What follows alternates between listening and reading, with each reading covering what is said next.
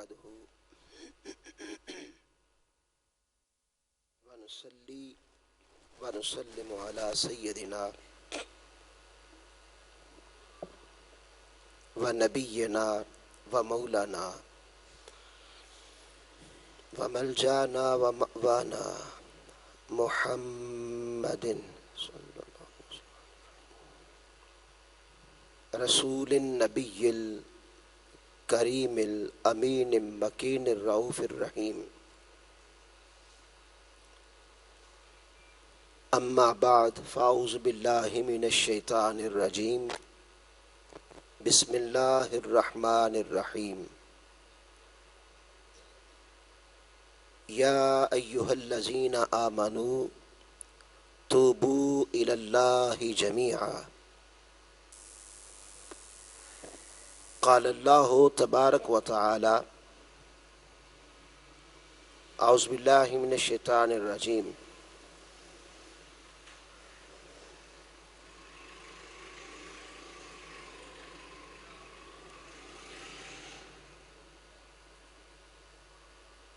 وسارعوا إلى مغفرة من ربكم وجنة أرضها السماوات والأرض أعدت للمتقين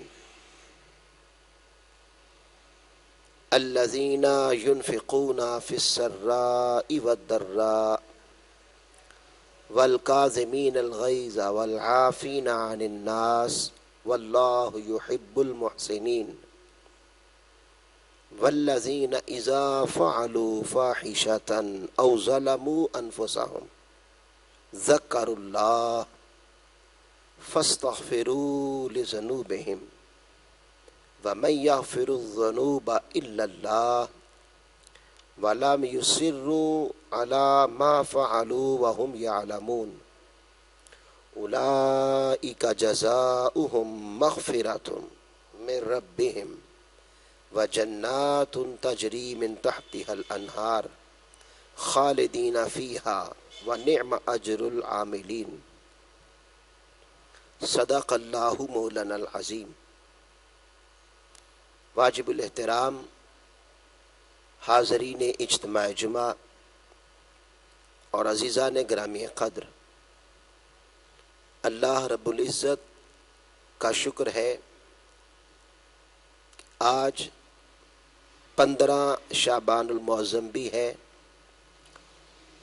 اور جمعۃ المبارک کا عظیم الشان دن بھی ہے. آج 2 فضیلتیں اللہ رب العزت نے اکٹھی کی ہیں اور اس نے خصوصی کرم فرمایا اور ہمیں اس جمعۃ المبارک کی ادائیگی کی توفیق عطا فرمائی.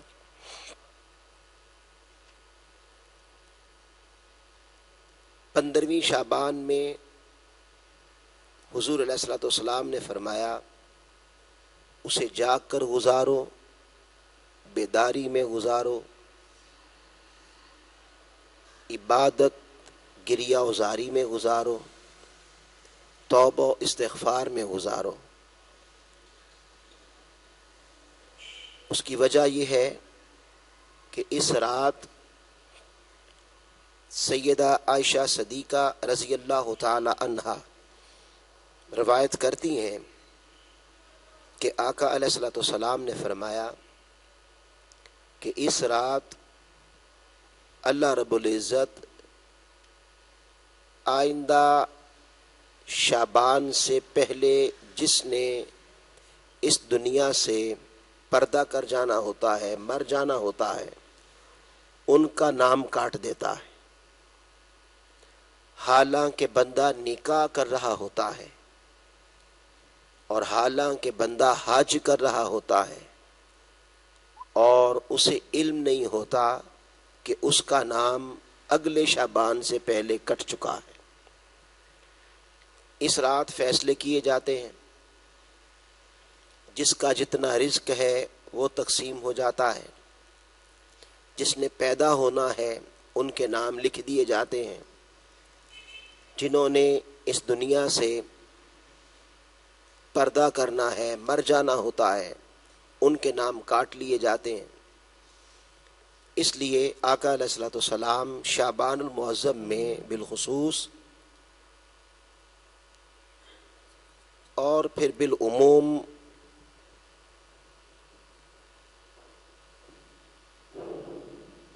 پندرہ شعبان کی رات کو آپ خصوصی اہتمام فرماتے اور 15 شعبان کو روزہ رکھتے۔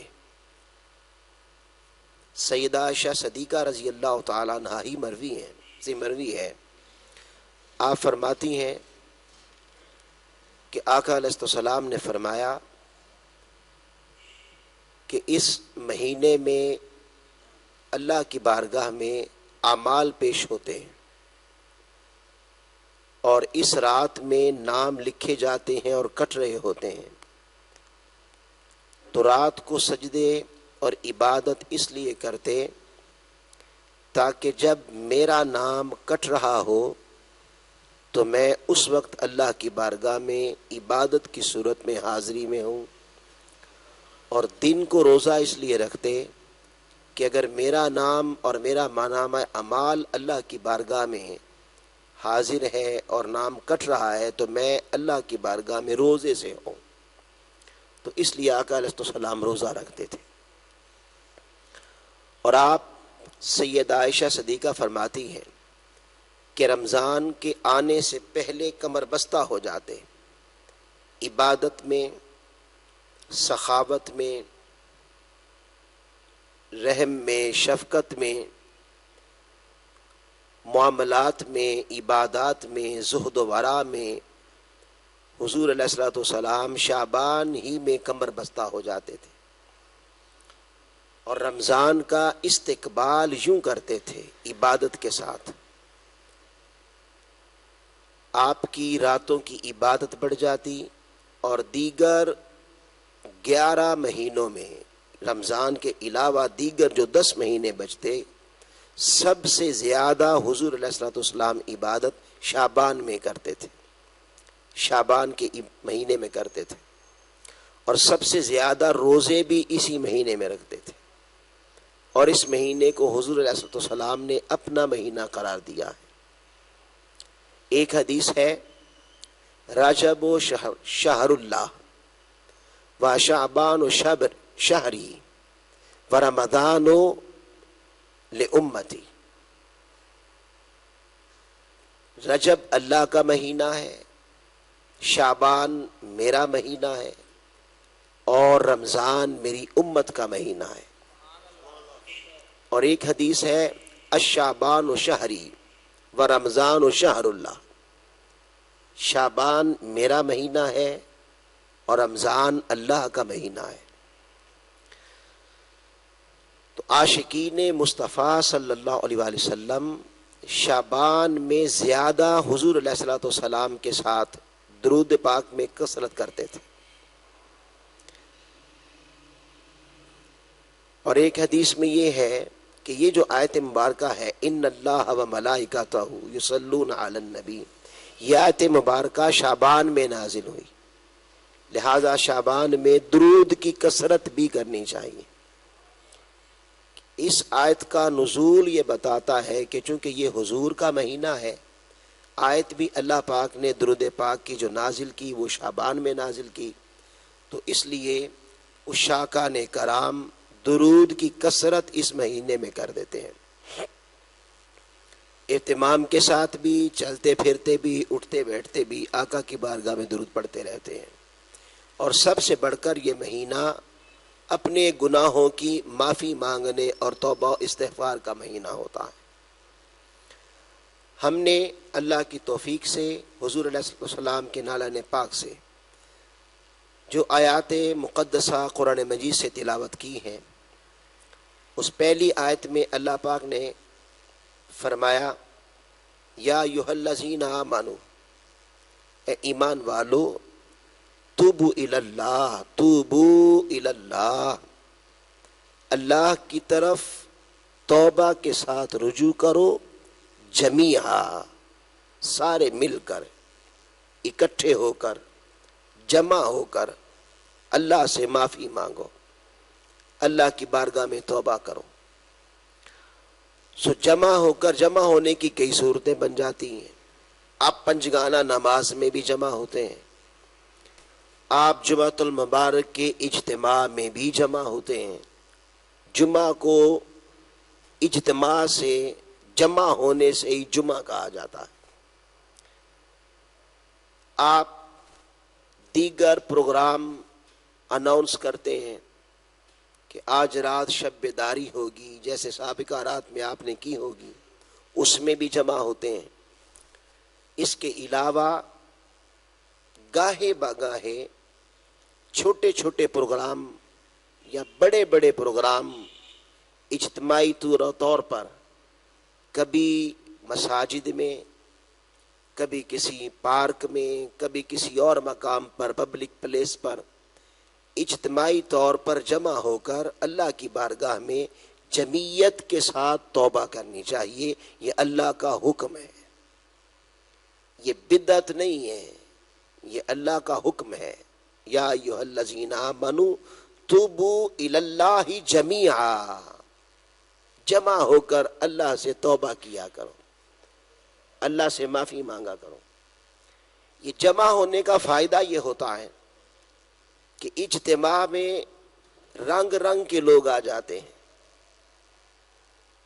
ان میں بڑے ایسے بھی ہوتے ہیں جو انتہائی گناہگار ہوتے ہیں، انتہائی سیاہکار ہوتے ہیں، اور بڑے ایسے بھی ہوتے ہیں جو انتہائی مقبولان بارگاہ ہوتے ہیں، عشاقان کرام ہوتے ہیں، نیک صالحین پارسا متقین اولیاء ہوتے ہیں.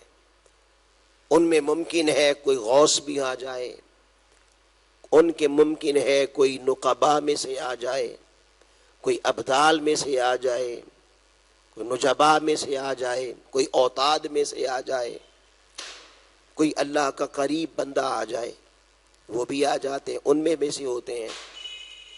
صوفیاء کا قول ہے کہ جہاں 40 ایمان والے جمع ہوں، ایک وہاں اللہ کا دوست ہوتا ہے. جہاں 40 جمع ہو جائیں، ایک اللہ کا دوست ہوتا ہے. تو اس طرح بڑے بڑے اجتماعات میں یہ لوگ بھی آ جاتے ہیں. پھر اس میں بچے بھی آ جاتے ہیں، اور جب تک انسان بالغ نہیں ہوتا وہ پاک رہتا ہے، اس کے گناہ نہیں لکھے جاتے، معصوم عن الخطا ہوتا ہے. یعنی بچے کے گناہ نہیں اللہ پاک لکھتا، پاک ہوتا ہے. تو بچے بھی آ جاتے ہیں. ان بچوں میں بعض بچوں کا مستقبل اچھا نہیں ہوتا، ممکن ہے ان بچوں میں ہی بعض مستقبل میں اللہ کے ولی ہوں، ان بچوں میں ہی بعض مستقبل میں اللہ کے دوست ہوں، قلندروں میں سے ہوں، اور اللہ کے اولیاء اور صالحین اور متقین میں سے ہوں. وہ بھی وہاں جمع ہو جاتے ہیں. پھر اجتماع میں سفید ریش بھی آ جاتے ہیں، ان کی دن کی داڑیاں سفید ہو جاتی ہیں. اور یہ حدیث قدسی آقا علیہ السلام نے فرمایا کہ جس کی داڑھی سفید ہو جائے، اللہ تعالیٰ فرماتا ہے کہ جب وہ میری بارگاہ میں ہاتھ اٹھاتا ہے تو اس کے ہاتھوں کو دیکھ کر، جب وہ اٹھاتا ہے تو اس کے چہرے کی سفیدی اور بالوں کی سفیدی دیکھ کر اللہ کہتا ہے مجھے حیا آ جاتی ہے کہ اس کے چہرے پہ سفیدی آ گئی، چاندی آ گئی، اس کے سر میں چاندی آ گئی.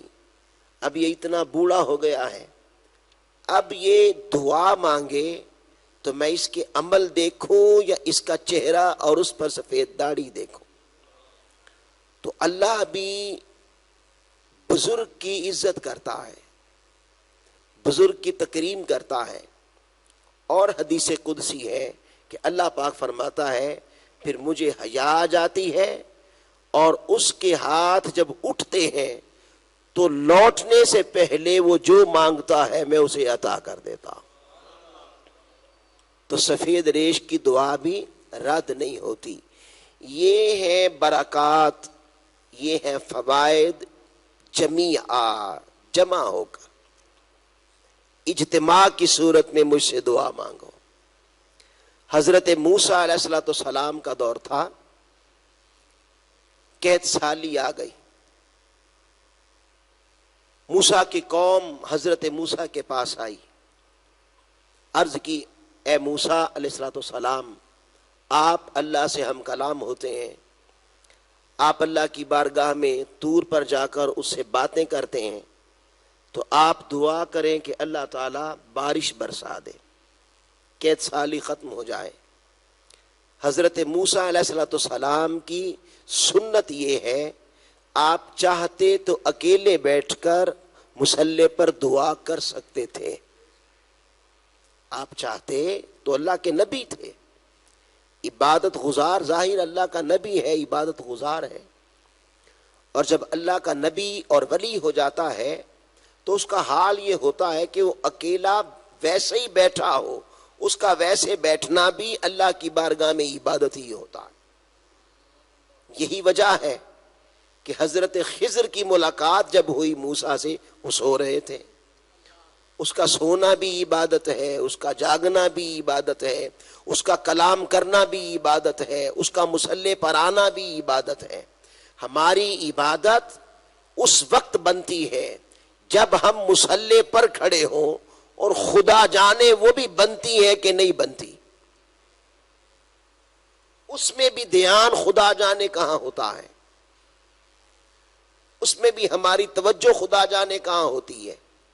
مگر جب بندہ اللہ کی حضوری حاصل کر لیتا ہے تو وہ سویا بھی اللہ کی بارگاہ میں ہوتا ہے، اس کا سونا جاگنا، اس کا عبادت کرنا بیٹھنا اٹھنا سب برابر ہوتا ہے۔ اس کیفیت کو کسی نے یوں کہا ہے کہ تیری 5 ویلے میری ہر ویلے، وہ اس کیفیت کو کہا ہے۔ ہمیں 5 گانا بھی حضوری نہیں ہوتی، ایک یہ ہے کہ 5 وقت میں آ کر بھی حضوری نصیب نہیں ہوتی، اور ایک وہ ہے سویا بھی ہو تو حضوری میں رہتا ہے، سویا بھی ہو تو حضوری میں رہتا ہے۔ اور بعض تو ایسے بھی ہیں کہ وہ جاگنے سے زیادہ سوتے ہیں، اس لیے کہ سونے سے انہیں حضوری مل رہی ہوتی ہے، وہ سونے میں اللہ حضوری عطا کر دیتا ہے۔ اللہ اکبر۔ تو موسیٰ علیہ السلام چاہتے تو جب قوم نے کہا تھا کہ ہمارے لیے دعا کریں تو مصلی پہ چلے جاتے، اکیلے دعا کر دیتے۔ کر سکتے تھے کہ نہیں کر سکتے؟ کر سکتے تھے، مگر نبی کی سنت کیا ہے؟ اب نبی کی سنت یہ ہے، آپ نے ساری قوم کو میدان میں جمع کر لیا، ساری قوم کو، بڑا اجتماع، توبو الی اللہ جمیعا، کہ اللہ کی طرف جمعیت کے ساتھ جمع ہو کر توبہ کے ساتھ رجوع کرو۔ تو جمیعہ کے حکم پر عمل کرتے ہوئے حضرت موسیٰ نے ساری قوم کو اکٹھا کر لیا۔ اکیلے دعا کر سکتے تھے، اس کا مطلب یہ ہوا کہ اجتماع کر کے اللہ کی بارگاہ میں توبہ کرنا، اس سے معافی مانگنا، یہ نہ صرف قرآن کا حکم ہے، حضرت موسیٰ اور انبیاء کی سنت ہے، حضرت موسیٰ کی سنت ہے۔ انہوں نے جمع کر لیا، جمع کر کے ہاتھ اٹھائے، ہاتھ اٹھا کے آپ نے کہا میں دعا مانگتا ہوں، تم آمین کہنا۔ دعا مانگی کہ مولا تیرے بندے ہیں، گناہ گار ہیں، جیسے بھی ہیں تو تیرے، تو معاف فرما دے، بارش برسا دے۔ جب بارش کی دعا کی، اللہ رب العزت نے وحی نازل فرمائی، اور اللہ پاک نے فرمایا کہ اے میرے پیارے موسیٰ، میں بارش برساتا ہوں، برسا دیتا ہوں، مگر تیرے اس اجتماع میں فلاں گناہ کرنے والا گناہ بتا دیا، گناہ بتا دیا، بندہ نہیں بتایا۔ یہ ہے اس کی شان ستاری، یہ ہے اس کی شان ستار العیوب، عیبوں کو چھپا دیتا ہے. تو گناہ بتا دیا کہ یہ گناہ کرتا ہے، مگر یہ نہیں بتایا کہ ہے کون. یہ کہہ دیا بس اسی میں ہے، اسی اجتماع میں ہے، اسے نکال دو. اگر وہ نکل جائے اور الگ ہو جائے تو تیری دعا قبول ہو جائے گی اور میں بارش برسا دوں گا. حضرت موسیٰ علیہ السلام قوم سے مخاطب ہوئے. آپ نے اونچی آواز میں اعلان کہا، سب کو کہا کہ ہمارے درمیان یہ گناہ کرنے والا کوئی شخص موجود ہے. اب دیکھیں نا، جس کا کسی گناہ پر اصرار ہو، ہر کسی کو پتا ہوتا ہے میرا حال کیا ہے.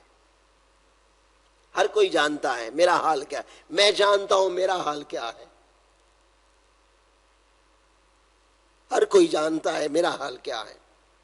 تو میں جانتا ہوں میرا حال کیا ہے، اور میں جانتا ہوں اس نے کتنے پردے ڈال رکھے ہیں. آپ جانتے ہیں، ہر کوئی جانتا ہے. تو اگر ان خاص گناہ میں بندہ مبتلا رہے تو جب اس گناہ کی بات ہوگی تو پتہ نہیں چل جائے گا کہ یہ تو میں کرتا ہوں. جب حضرت موسیٰ علیہ السلام نے کہا کہ اس گناہ کا مرتکب ہمارے اجتماع میں موجود ہے، اس کی وجہ سے بارش نہیں آ رہی، اس کی وجہ سے میری دعا قبول نہیں ہو رہی، اس کی وجہ سے یہ سارے لوگ، ساری بستی، اس ایک کی وجہ سے ساری بستی گرفت میں ہے، لہذا اعلان کیا جاتا ہے کہ وہ اجتماع سے نکل جائے، وہ باہر نکل جائے. اللہ کا حکم ہے، جب وہ نکل جائے گا بارش آ جائے گی، بارش آ جائے گی. اب جو تھا اسے پتا چل گیا یہ تو میں ہوں، یہ تو میں ہوں. اب دیکھیں نا، اب یہاں کوئی اللہ والا کھڑا ہو کے مجھے کہہ دے کہ تیرا یہ گناہ ہے، اٹھ ادھر سے، اور ادھر سے آواز آئے کہ اس کو نکالو، تو پھر حال کیا ہوگا؟ پھر شرمندگی کا اور ندامت کا حال کیا ہوگا جب سارے لوگ دیکھیں گے. یہاں یہ حال ہے لوگوں، اگر قیامت کے دن جب پردے اٹھیں گے وہاں کیا حال ہوگا؟ یہاں تو ابھی پردے پڑے ہیں اور اس نے پردے ڈال رکھے ہیں.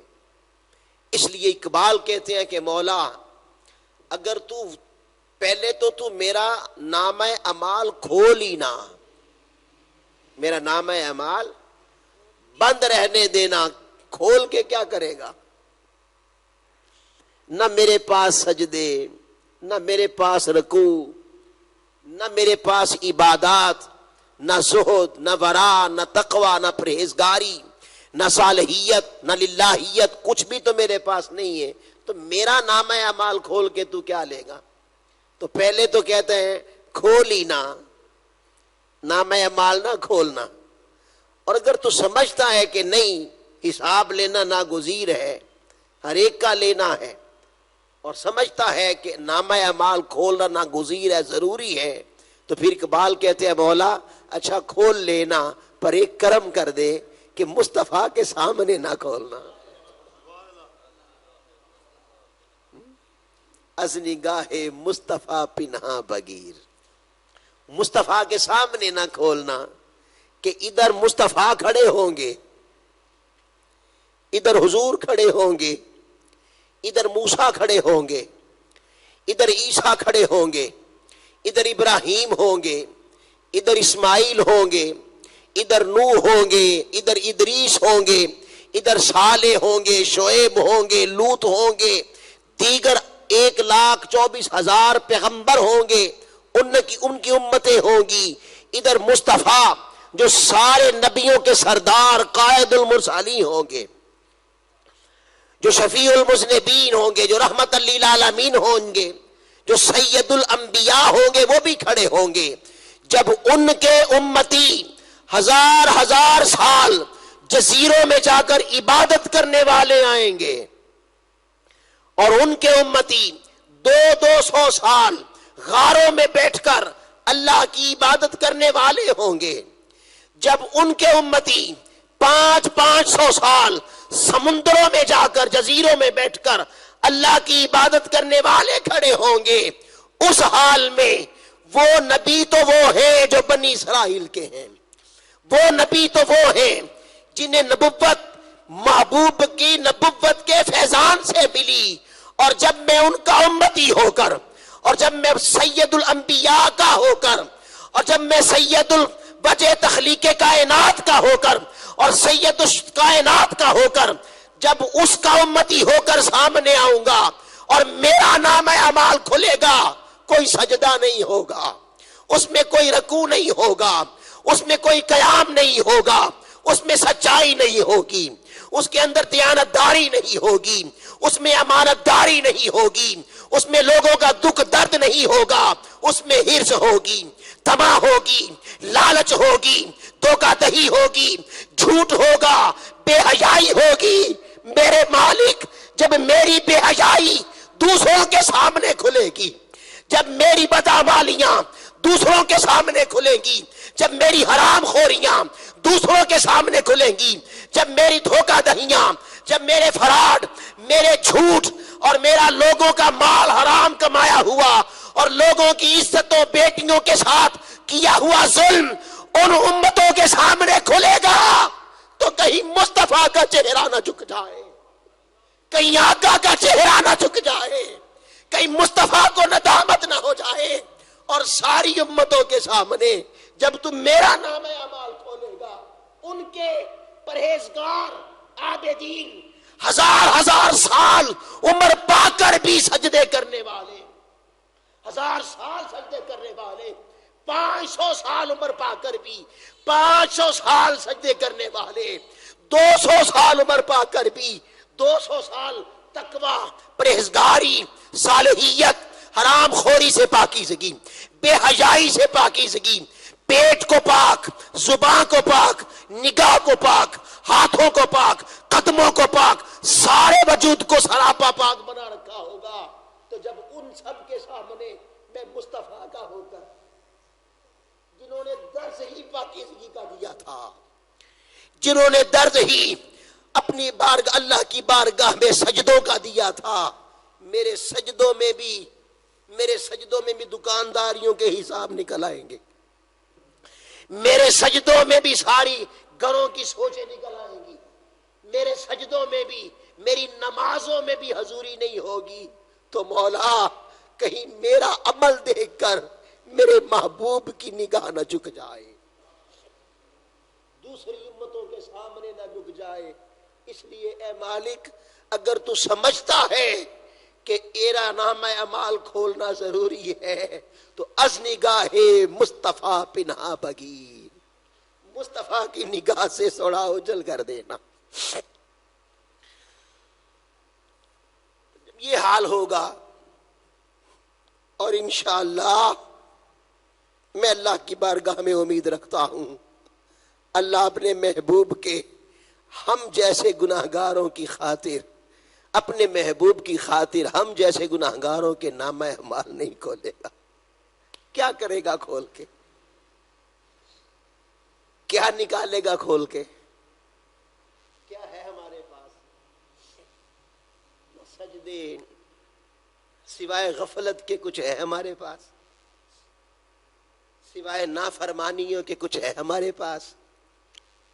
اور نافرمانیوں پر نافرمانیاں تو ایک بات، یعنی دل ایسے پتھر کے ہو گئے اللہ کا قرآن بھی اثر نہیں کرتا،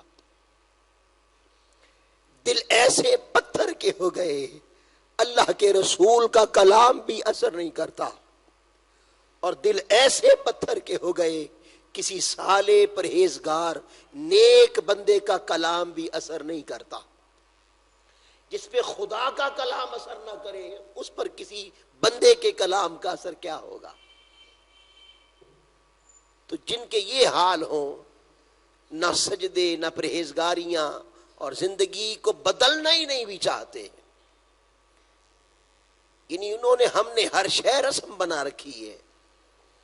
جمعۃ المبارک ہے رسمی طور پہ ادا کراؤ جا کے، آج اس مسجد میں پڑھیں گے کل وہاں پڑھیں گے، اور دوڑ دوڑ کے پڑھ لیتے ہیں. الحمدللہ چلو پڑھ تو لیتے ہیں, دوڑ دوڑ کے پڑھ لیتے ہیں تو پڑھ لیتے ہیں. تو جن کا یہ حال ہوگا تو پھر بتائیں ہمارا یہ حال ہے تو ہمارا نامہ اعمال اللہ کھولے گا تو کیا کھولے گا, کیا نکالے گا؟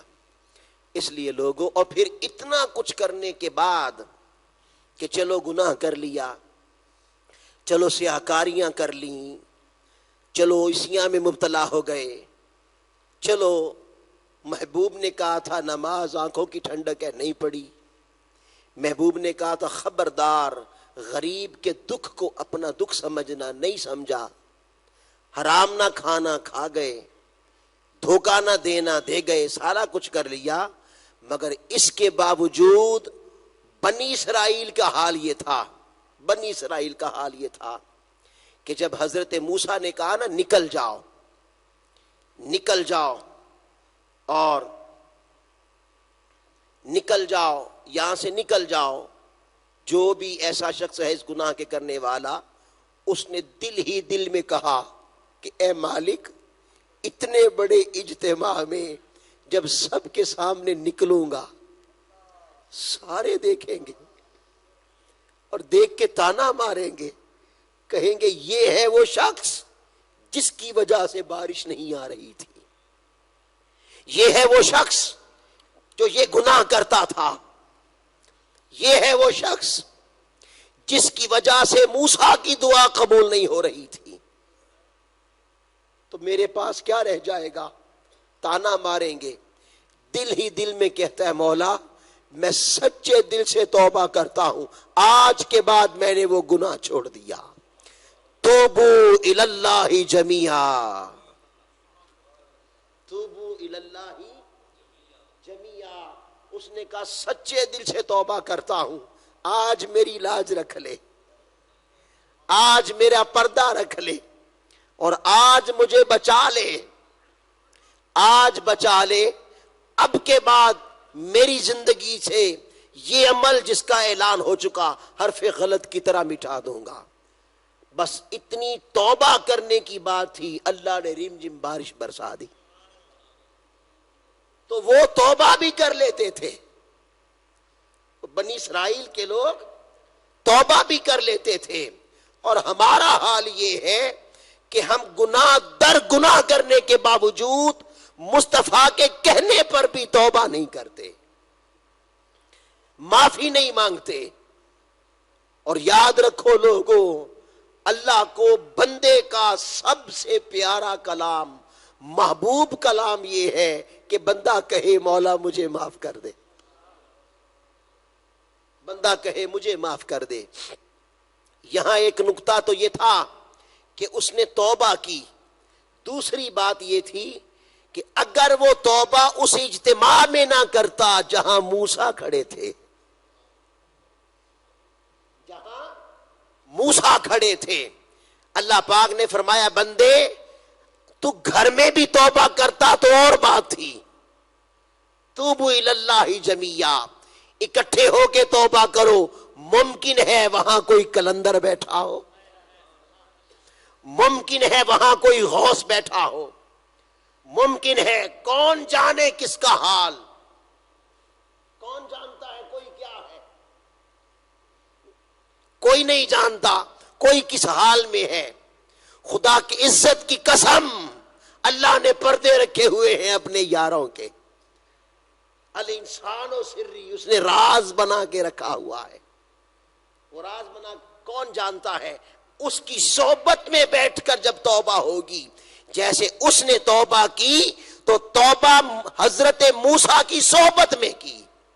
موسیٰ کھڑے تھے اجتماع میں, موسیٰ اس اجتماع کی قیادت کر رہے تھے. اللہ پاک نے فرمایا بندے تو کہ نبی کے اجتماع میں جہاں میرا نبی کھڑا ہے, جہاں میرا محبوب بندہ کھڑا ہے, اس کے اجتماع میں تم نے توبہ کی ہے, میں محبوب بندے کی قربت کے توسل سے تیری توبہ کو قبول کرتا ہوں. اس کی توبہ کی قبولیت کا راز یہ تھا کہ موسیٰ کھڑے تھے, اللہ والا کھڑا تھا. اس لیے اللہ پاک فرماتا ہے توبو الی اللہ جمیعا, توبہ کرو.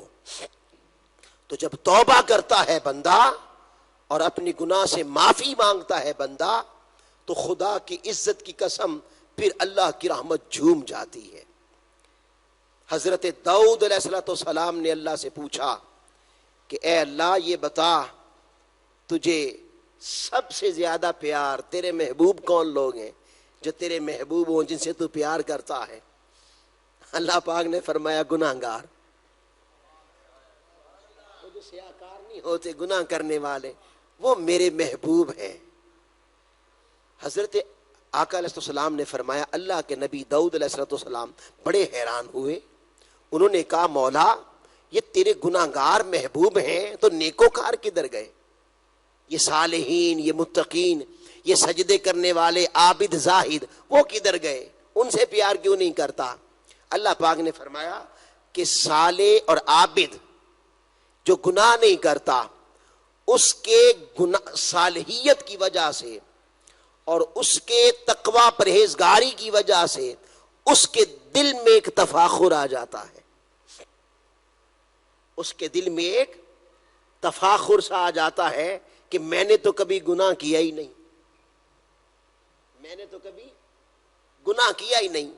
جیسے بنی اسرائیل کا ایک شخص تھا، حضور نے فرمایا اس نے 500 سال عبادت کی، جب 500 سال عبادت کی مر گیا، اللہ کی بارگاہ میں حاضر ہو گیا، اللہ پاک نے اس کی عبادت کا ذکر ہی نہیں کیا، نامہ اعمال تولا ہی نہیں، کچھ بھی نہیں کیا۔ اللہ پاک نے فرمایا اے بندے میں نے تجھے معاف کیا۔ اس نے 500 سال عبادت کی تھی، اللہ نے کہا میں نے تجھے معاف کیا اور اپنی رحمت اور کرم سے جنت دے دی، جاؤ فرشتوں اسے جنت میں لے جاؤ۔ اب حدیث میں ہے فرشتے جب اسے پکڑ کے جنت کی طرف چل پڑے، وہ دل میں سوچنے لگا کہ یہ کیا اللہ نے کیا ہے۔ اللہ نے کہا جی میں نے تجھے معاف کر دیا اور میں نے اپنی رحمت سے جنت دی۔ معافی کس بات کی؟ میں نے تو گناہ کیا ہی نہیں۔ بھئی معافی کس بات کی؟ معافی تو گناہ پہ ہوتی ہے، گناہ میں نے کیا نہیں۔ اور دوسرا اللہ پاک نے فرمایا تجھے جنت دے دی، تو جنت دے دی تو جنت کہتا ہے کرم سے دی، اپنے فضل سے دی، تو وہ 500 سال کے سجدے کدھر گئے؟ اس کا اللہ نے ذکر ہی نہیں کیا۔ چلو اللہ میرا دل رکھنے کے لیے کہہ دیتا کہ تو نے 500 سال سجدے کیے ہیں، آ بندے تجھے جنت دیتا ہوں، اتنا ہی کہہ دیتا۔ وہ عالم الغیب والشہادہ ہے، بندہ دل میں سوچتا ہے وہ سب جان لیتا ہے۔ اللہ پاک نے فرمایا فرشتوں ابھی ٹھہرو، واپس لاؤ۔ واپس لایا گیا، اللہ پاک نے فرمایا جاؤ اسے جہنم میں نہیں پھینکنا، جہنم کے قریب وہاں رکھو جہاں گرمی ہو، جون جولائی کی گرمی ہو اتنی یا کچھ زیادہ، وہاں رکھ دیا جا کے۔ اب بشری تقاضا ہے کہ گرمی پڑے تو پیاس لگتی ہے، کھانا بھی ضروری ہے زندہ رہنے کے لیے، پینا بھی ضروری ہے زندہ رہنے کے لیے۔ جب اسے وہاں رکھا تو پھر اس کو جب تپش پہنچی، گرمی لگی، تو گرمی سے بھوک لگنے لگی، پیاس لگنے لگی، پیاس سے بلکنے لگا، کہنے لگا پانی پانی پانی، یہ کہنے لگا۔ اور جب جان لبوں پہ آنے لگی، پانی نہ ملا، زبان حلق سے باہر آنے لگی، بلکنے لگا، جب اس حالت کو پہنچ گیا تو اللہ کی قدرت سے اللہ نے حضور نے فرمایا ایک ٹھنڈے پانی کا پیالہ ایک ہاتھ میں یوں نمودار ہوا اس کے سامنے، وہ اس کے اوپر لپکا کہ پیوں، وہ ہاتھ پیچھے ہٹ گیا اور آواز آئی بھی کیا ہے؟ اس نے کہا جی پانی ہے، مر جاؤں گا، یہ پانی مجھے پلا دو۔ آواز آئی بھی یہاں تو پانی بکتا ہے۔ وہ دنیا تھی کہ سب کچھ مل رہا تھا،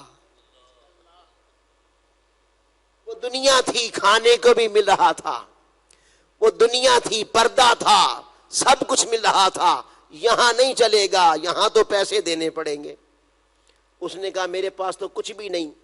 آواز آئی نہیں، تیرے پاس 500 سال کے سجدے ہیں، 500 سال کی عبادت ہے، وہ عبادت۔ اس نے کہا عبادت کا اتنا بڑا تیرے پاس خزانہ ہے، وہ دیتے ہو؟ اس نے کہا جو کچھ چاہیے لے لو پر ابھی پانی پلا دو. کیفیت سمجھ رہے ہیں نا؟ جب بندہ مر رہا ہوتا ہے جیسے ڈوبتا ہوا اسے چاہتا ہے بس اب مجھے کوئی بچا لے, کچھ ہو جائے مجھے بچا لے. اور جب اب مر رہا ہوتا ہے کچھ ہو جائے بس میری جان بچ جائے, اس نے کہا مجھے بچا لو. کہا پھر 500 سال کی عبادت دیتے ہو؟ اس نے کہا لے لو جو لینا ہے, جو چاہیے لے لو. کہا پھر سودا پکا؟ کہا پکا. دے دیا سارا کچھ, پانی دے دو. پانی کا پیالہ آگے آیا, اس نے ٹھنڈے پانی کا پیالہ پیا, اس کی سانس میں سانس آئی. اللہ پاک نے فرمایا اسے لے آؤ. اب پہلے تو نامہ اعمال تلا نہیں تھا, اب اللہ پاک نے فرمایا ترازو رکھ دو. ترازو رکھا, فرمایا تولو اس کے نامہ اعمال کو.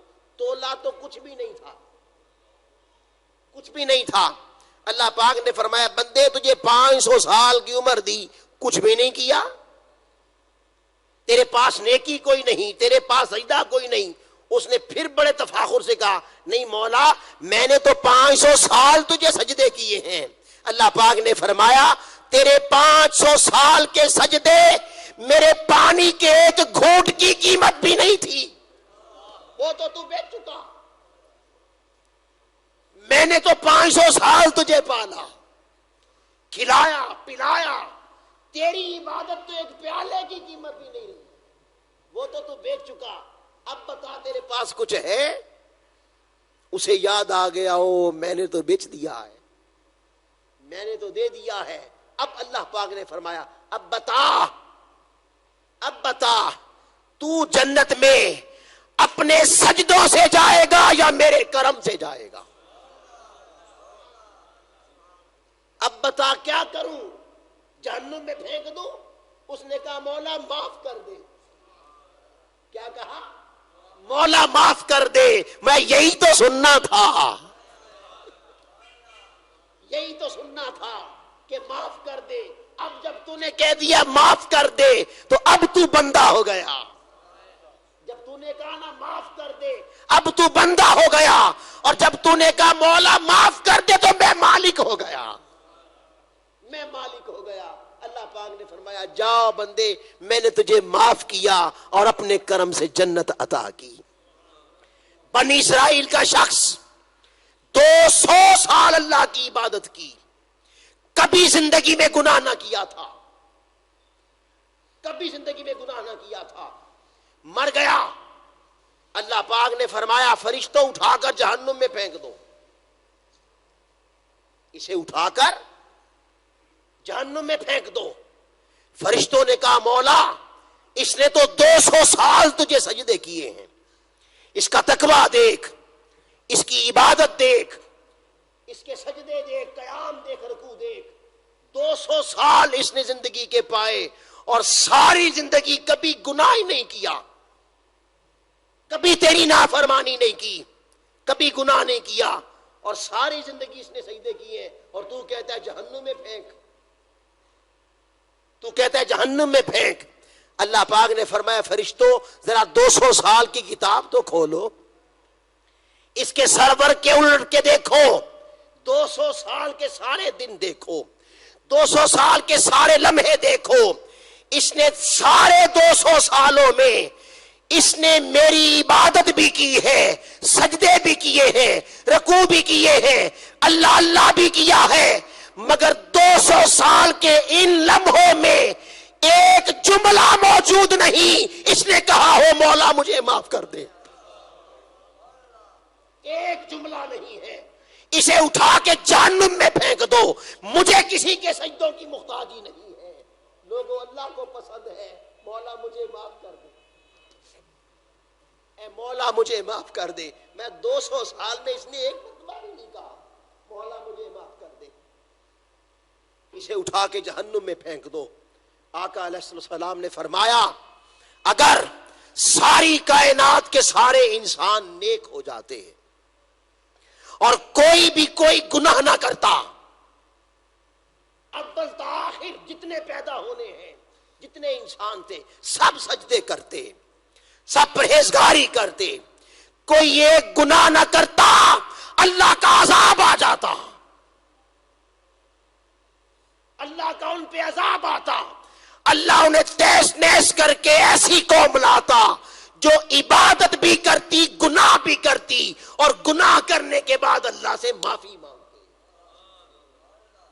گناہ کرتے اور کہتے مولا ہمیں معاف کر دے، ہمیں معاف کر دے، استغفار کرتے، معافی مانگتے، کیونکہ معافی میں ندامت ہے، معافی میں عاجزی ہے، معافی میں جھک جانا ہے، معافی میں انانیت نہیں ہوتی، معافی میں تکبر نہیں ہوتا، معافی مانگنے والا پہلے خود گرتا ہے پھر کہتا ہے مولا معاف کر، معافی مانگنے والا اس کا دل پہلے تکبر سے، غرور سے، گمنڈ سے، انانیت سے، تکبر سے اور رعونت سے، فرعونیت سے پہلے جھکتا ہے، پھر زبان کہتے ہیں مولا معاف کر۔ ایسا ہی کام بندوں کے درمیان نہیں ہے جی بھائی، ایسا ہی کام اگر دو جھگڑ پڑے، لڑائی ہو جائے اور دونوں اکڑ جائیں، دونوں اکڑ جائیں، تو اس کا مطلب ہے ادھر بھی انانیت ہے، ادھر بھی انانیت ہے، ادھر بھی تکبر ہے، ادھر بھی تکبر ہے۔ اور اگر ایک کہہ دے کہ چلو مجھے معاف کر دو، ایک کہہ دے مجھے معاف کر دو، اس کا معنی یہ ہوا اس نے تکبر کے بت پاش پاش کر ڈالے، اس نے انانیت کے بت پاش پاش کر ڈالے، اس نے میں کے ٹکڑے ٹکڑے کر ڈالے۔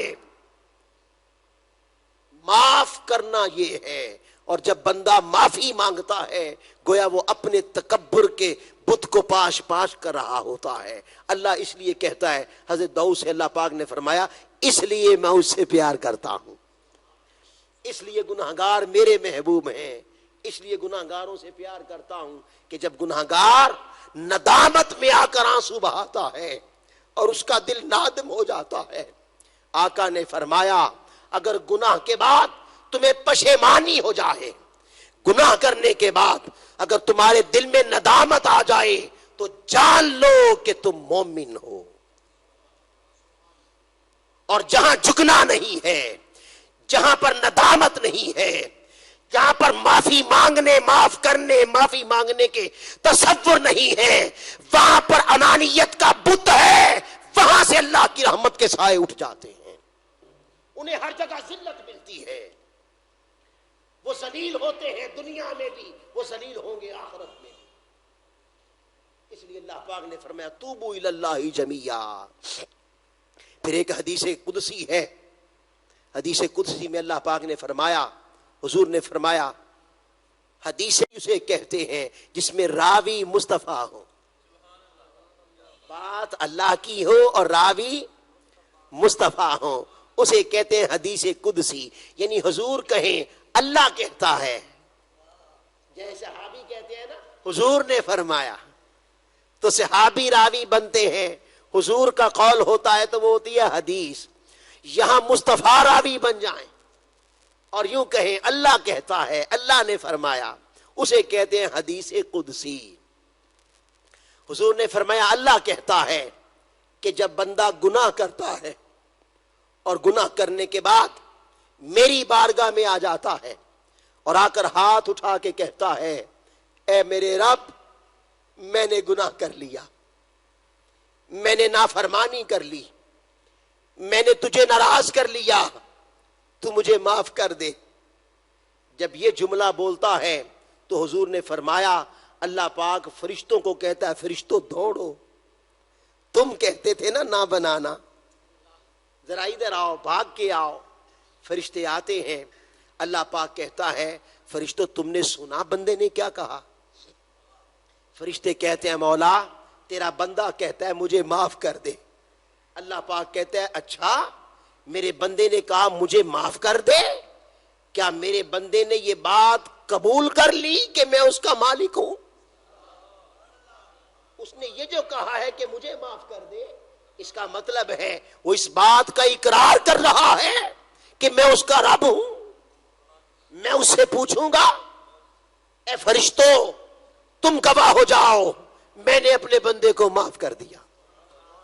حضور نے فرمایا وہ مسجد میں ہے تو اٹھتا ہے، مسلح پہ ہے تو اٹھتا ہے، جہاں بھی ہوتا ہے اٹھتا ہے، واپس پلٹ کے معاشرے میں جاتا ہے، پھر گناہ ہو جاتا ہے، پھر پلٹ کے آتا ہے، پھر ظاہری کرتا ہے، پھر کہتا ہے میرے رب میں نے تجھے ناراض کر لیا، میں نے گناہ کر لیا، مجھے معاف کر دے، یہ جملے بولتا ہے۔ پھر اللہ فرشتوں کو بلا کے کہتا ہے، فرشتوں سنا میرا بندہ کیا کہتا ہے؟ ہاں مولا تیرا بندہ کہتا ہے مجھے معاف کر دے۔ فرشتوں کیا اس نے مجھے اپنا رب مان لیا؟ کیا اس نے مجھے اپنا مالک مانا کہ اس نے جانا کہ میں حساب لوں گا؟ گواہ ہو جاؤ میں نے معاف کر دیا۔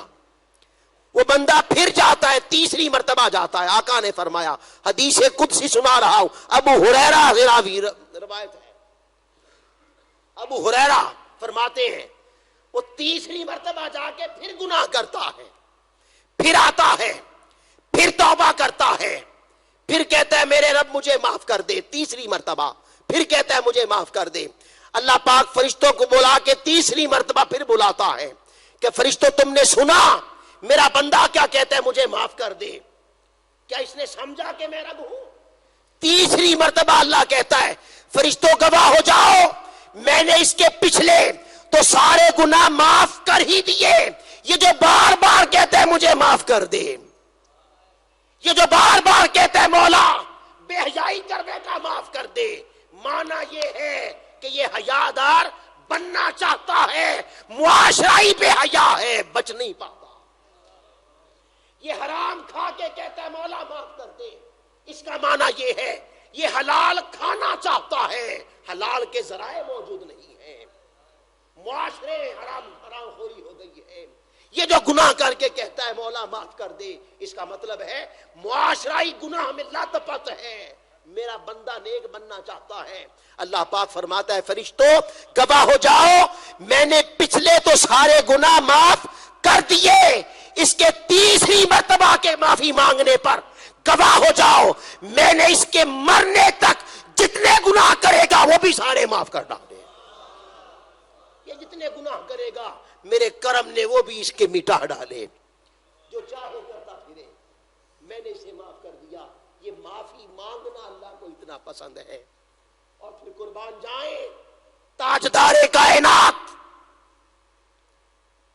وجہ تخلیق کائنات، شفیع المذنبین، رحمت للعالمین، آپ کا عالم یہ تھا، صحابہ کہتے ہیں ایک دن میں 100 مرتبہ اللہ سے کہتے مولا مجھے معاف کر دے، 100 مرتبہ، اور ایک روایت میں 70 مرتبہ اللہ سے معافی مانگتے۔